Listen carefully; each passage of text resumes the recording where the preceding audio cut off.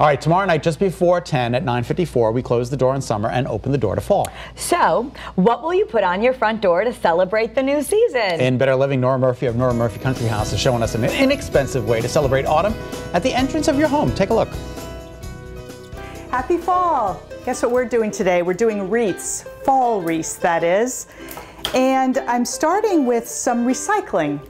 I went to Savers in Danbury and I found these wreaths that were pretty for its season, but to me I feel that there's an opportunity with these bases to really get going and again to reuse them. So someone had taken these little bunches of flowers and all they're doing is they're just wrapped around here, so I'm going to unwrap them. And it's as easy as that. This wreath was $2.99, which is a great, great price for this. And you know, some of these too, you can recycle and put them on some birthday gifts with a pretty ribbon. So it's a good thing. Now here, I got this wreath also. This was a little more expensive, I think a whopping $5.99, and this I already cleaned off. And this is the one I'm going to use for my main fall wreath.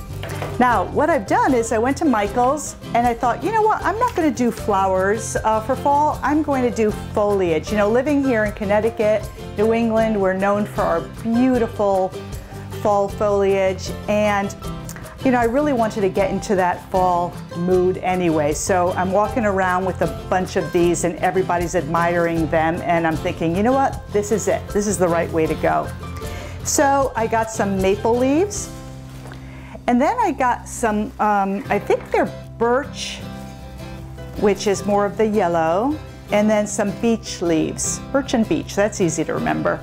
And I like mixing up the foliage too because it's different shapes, it's different textures, and different colors. And it just adds more texture, adds more interest.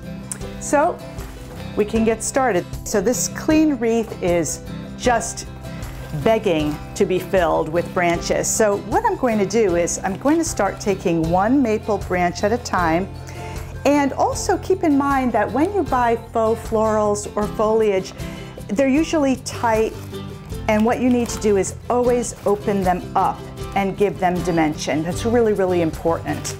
So what I'm going to do is I'm going to snip this. I'm going to see if I can snip this right at this joint, and you have to kind of work it. Easy like that, not bad at all. So I'm going to tuck it in. Right now I don't need any wire at all. I'm just going to create the foundation with leaves, just like you would a floral arrangement. And as I'm tucking it in, I'm also turning the leaves, so again, they have more dimension. And that's pretty set in there.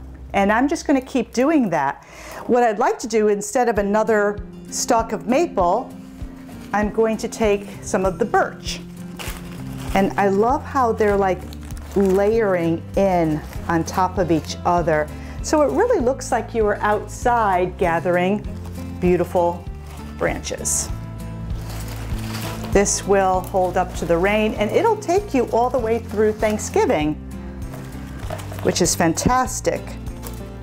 Just continue to slide them in, poke them in, and as you're looking at it, you'll see where you need to add. So what I'm going to do now is I'm going to add smaller branches, like that. And I'm going to tuck those in. And right there, that really took care of that hole. And if some are not behaving, you can always snip them like this guy. Snip it off and tuck him in. You always have to like stand back and keep looking at what you're working on. That's much better. See how it's like really filling up so beautifully? So now what I'm going to do is I'm going to take some of these rose hips, and here too I'm going to either pull it out because they're just on wire picks, and I'm going to just start tucking these guys in. And then what I'm going to do is I'm going to take some of the bittersweet, which will be really, really pretty. So I had extra berries and foliage, and I thought, you know, I had that little wreath that I showed you earlier with the spring flowers, and now it's totally gone autumn. I love this little thing. You could put them on a shed door, on a bathroom door, even lean them on a mantle. And it's just a little touch of autumn for your home. And then the big guy over here, he's gonna go out on the front door of our coop. And I'm going to bring out some of my burlap ribbon, and then I'll hang him up for you and see how he looks. So I'm going to place this right on the nail that's here. I think that's really, really pretty. And again, once I get it out here, I can adjust it to what I need. Now I have some really pretty burlap wired ribbon, and what I'd like to do is make a bow, because instead of hanging it, since it's pretty high anyway, I'm gonna make a bow so it hangs down like that. That'll be really pretty.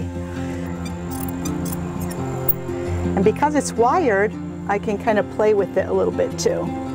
So it looks a little bit more interesting. And don't be afraid to fuss with your leaves. If you see that some need to be tucked, tuck them in. But they're not going anywhere once you're finished with them.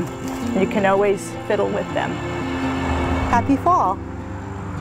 Absolutely amazing, right? So cool. And, you know, unbelievable. Even if we can't do it just like Nora, we can totally do it. For other decorating inspiration, you can check out Nora's new book. It's called Nora Murphy Country House Style. She's also got a great blog on her website. Go to noramurphycountryhouse.com.